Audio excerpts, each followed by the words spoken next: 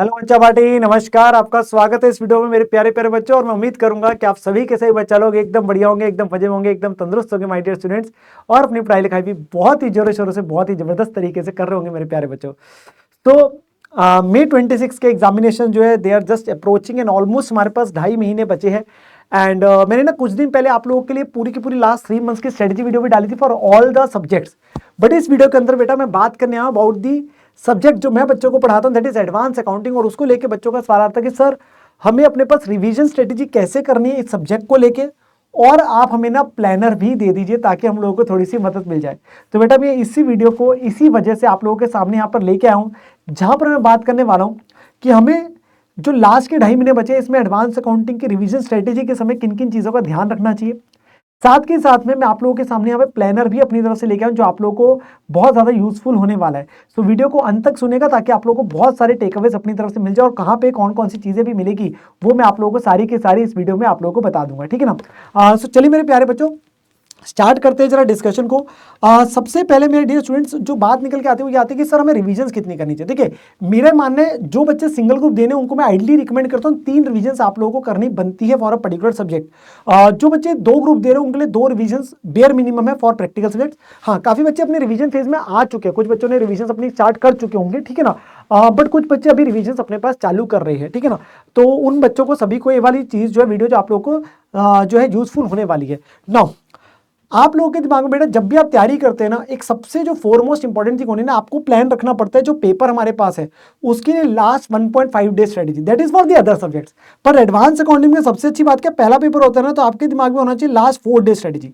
और वो 4 day strategy क्या रहेगी, वो पेपर से मैं पहले आप लोगों को देता हूँ कि उस समय क्या करना है, लास्ट 4 to 5 डेज में कैसे तैयारी करनी है। तो हमारे पास इसमें एक अच्छा खासा समय मिलता है हमें प्रिपरेशन का पेपर से पहले।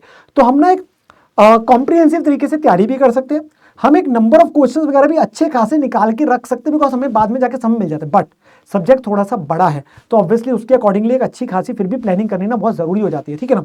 नाउ जब आप पहली बेटा कवरेज करते हैं, फर्स्ट टाइम अपने पास रिवीजन करने जा रहे हैं, तो आप लोगों को बहुत जरूरी है कि आप सारे कॉन्सेप्ट्स अपने पास में, कोई भी चैप्टर सारे प्रकार के क्वेश्चंस आप लोगों को देखने बहुत जरूरी है।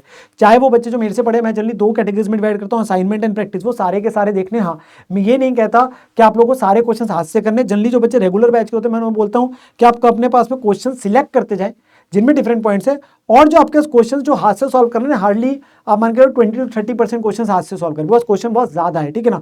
आपने प्रैक्टिस क्वेश्चन तो एक बार हाथ से सॉल्व करे भी है, बट असाइनमेंट क्वेश्चन हाथ से नहीं सॉल्व किए, तो उनमें से एटलीस्ट देखो यार 20-30% हम क्वेश्चन हाथ से सॉल्व करें।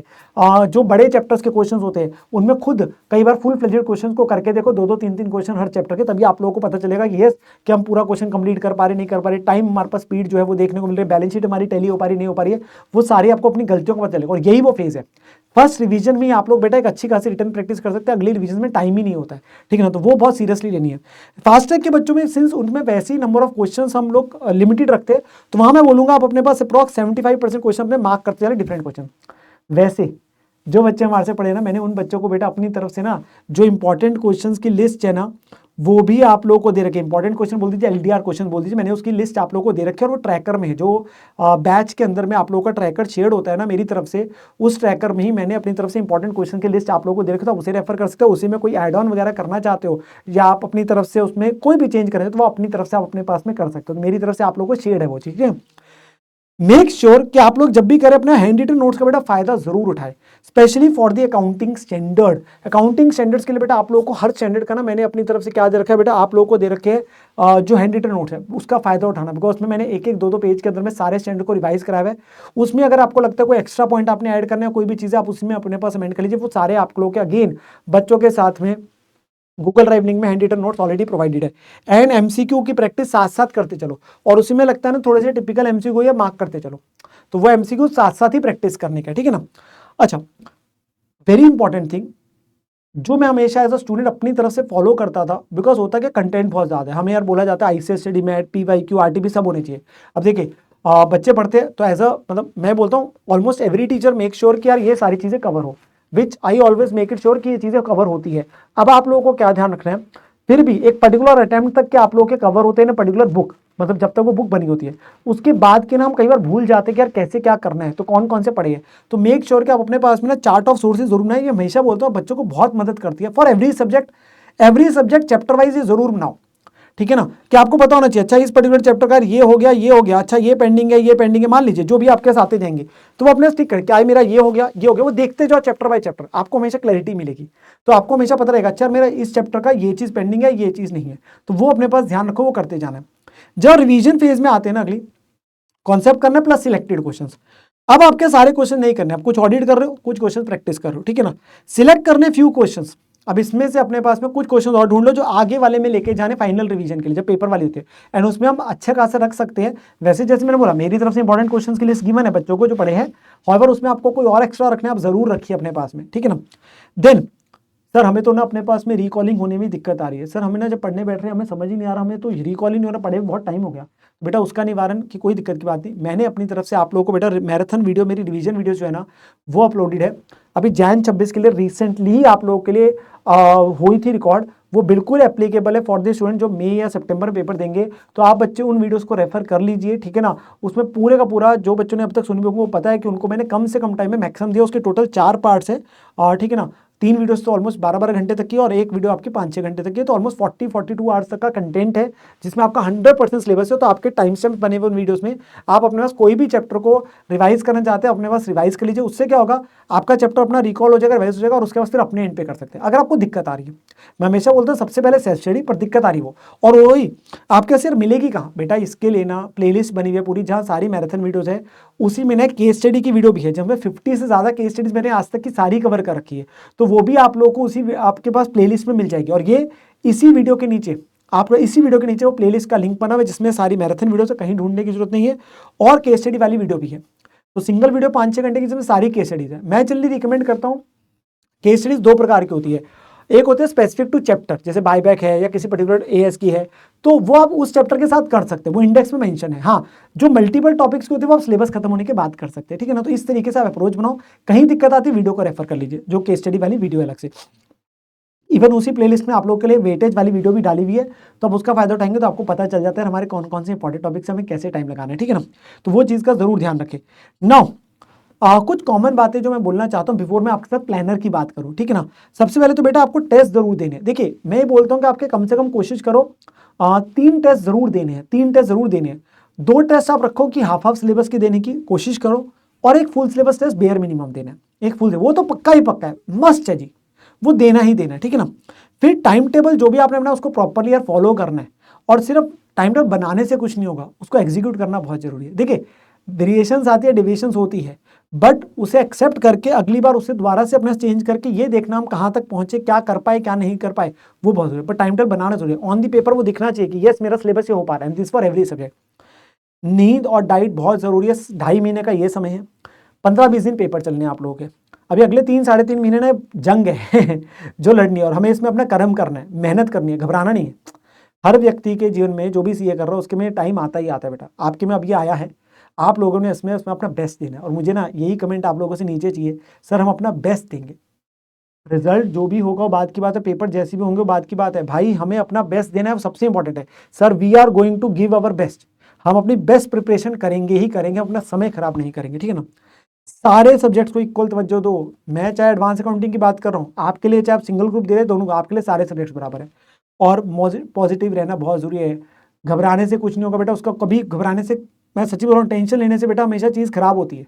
तो मेक श्योर आप पॉजिटिव रहे, yes we are going to give our best, yes अच्छा ही होगा, अच्छा ही होगा, हम अपनी नीयत साफ रखेंगे, अपनी पढ़ाई करेंगे, be honest with efforts. Now comes the main part जिसके लिए आप वीडियो देख रहे हैं, दैट इज अ प्लानर। तो बेटा प्लानर ना मैंने आप लोगों के लिए बेटा 2 प्लानर बनाए हैं। एक प्लानर है 9 डे का प्लानर, ये है आप लोगों के लिए बेटा जो फर्स्ट रिवीजन में आपको मदद करता है। ये इस बेस पे बनाया कि आप पूरा दिन कर रहे हैं, हाँ अगर आप मान लीजिए 2 सब्जेक्ट्स में डिवाइड कर रहे हैं, 3 में डिवाइड कर रहे हैं, तो अकॉर्डिंगली वो डिवाइड हो जाएंगे उतने घंटे। तो मैंने एक नॉर्मली 11 घंटे के हिसाब से ऑन एन एवरेज 9 डे में जो आपका पूरा एडवांस अकाउंटिंग कंप्लीट हो जाता है। अगर आप मल्टीपल सब्जेक्ट्स पढ़ते हैं जो जनरली स्टूडेंट लेट से फॉलो करते हैं, हर बच्चे की अपनी स्ट्रेटेजी होती है, तो उतने नंबर ऑफ डेज बढ़ जाएंगे। एडवांस अकाउंटिंग और टैक्सेशन ज़्यादा समय लेंगे एज कम्पेयर टू द बाकी सब्जेक्ट्स।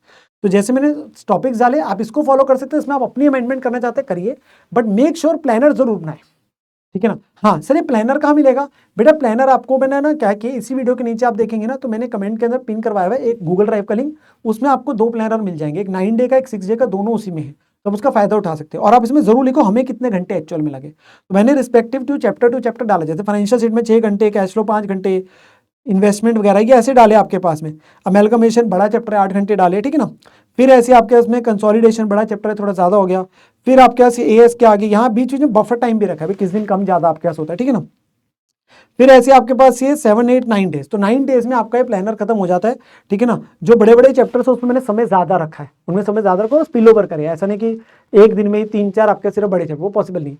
अब अगर मैं फिर से बोल रहा हूँ, अगर आप 9 दिन सिर्फ एडवांस अकाउंट पढ़ रहे हैं तो ऑब्वियसली आप इससे ऐसे करें, अगर आपने डिवाइड कर रहे हैं मल्टीपल सब्जेक्ट तो उतना ही एक्सटेंड हो जाएगा। मैंने सिर्फ एडवांस अकाउंटिंग को लेके बनाया यहाँ पे प्लानर, क्योंकि बच्चे बार बार बोले सर हमें प्लानर दीजिए, ठीक है ना। तो अकॉर्डिंगली आप अपना प्लानर बनाइए, आप उसको फॉलो करना बहुत ज़रूरी है। उसके आगे लिखो हमारा कितना घंटा हुआ, जब तक आप उसको नहीं लिखोगे आपको पता ही नहीं चलेगा। प्लान बनाना जरूरी है, उसको एग्जीक्यूट करना जरूरी है, उसके आगे लिखना जरूरी है, हमसे कितना हुआ, ठीक है ना।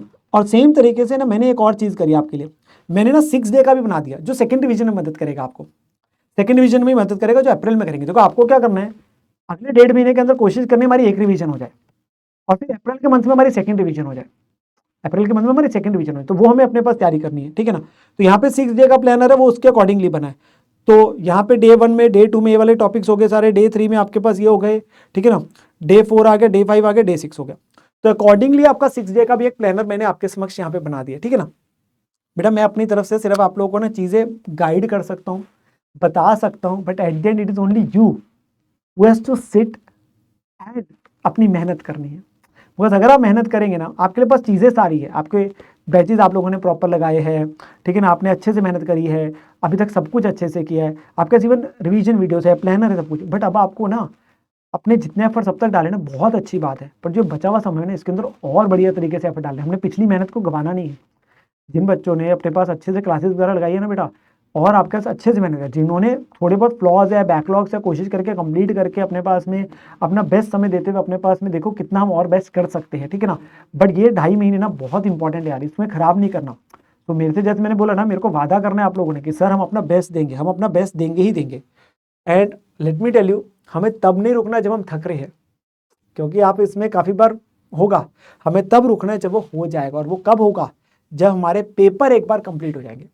पेपर तक हमें अपना बेस्ट देना ही देना है, हमने अपनी बेस्ट एफर्ट डालनी ही डालनी है, ठीक है ना। So just believe in yourself, give your best, अपनी बढ़िया तरीके से तैयारी करो। अगर आप लोगों को मेरी तरफ से पर्टिकुलर सब्जेक्ट में, मेरे सब्जेक्ट में अगर कुछ भी चाहिए तो प्लीज़ कमेंट करिए कि आप लोगों को मेरे से और क्या चीज़ की एक्सपेक्टेशन है। आपको भी चीज़ में कभी कभी बेटा जो चीज़ों की रिक्वायरमेंट होगी ना, कोई मोटिवेशन 1 महीने पहले किन चीज़ों का ध्यान रखना, सब देता रहूँगा टाइम टू टाइम। बट आपको कोई स्पेसिफिक चीज़ लगती है तो वो जरूर बताइए। बच्चे प्लानर को लेकर और रिवीजन स्ट्रेटजी को लेकर बात करें तो मैं उसकी वीडियो यहाँ पे लेके आया हूँ। इसके अलावा जो है आप लोगों के लिए कंटेंट ओरिएंटेड जो चीज़ें वो सारी इसके नीचे मैंने आपको बता दिया कि आप लोगों को मिल जाएगी। मैराथन वाली प्लेलिस्ट है जिसमें सारी प्लेलिस्ट के अंदर वीडियो है, चाहे ये वाले प्लानर्स वाली जो वो मैंने आपको बता दिया, ठीक है ना। बस अब मेहनत करो और May 26 के अंदर में अपने पास ज़बरदस्त तरीके से नंबर लेके आने, ठीक है ना। एंड घबराने की बिल्कुल भी आवश्यकता नहीं है, घबराने की बिल्कुल भी आवश्यकता नहीं है। जितनी तैयारी है ना उतनी हम बढ़िया तरीके से करेंगे, ठीक है ना, और अच्छा ही होगा, ठीक है। सो डोंट वरी मेरे प्यारे बच्चों, अपना बेस्ट दीजिए। मिलते हैं आप लोगों से आगे। Take care, love you, bye bye.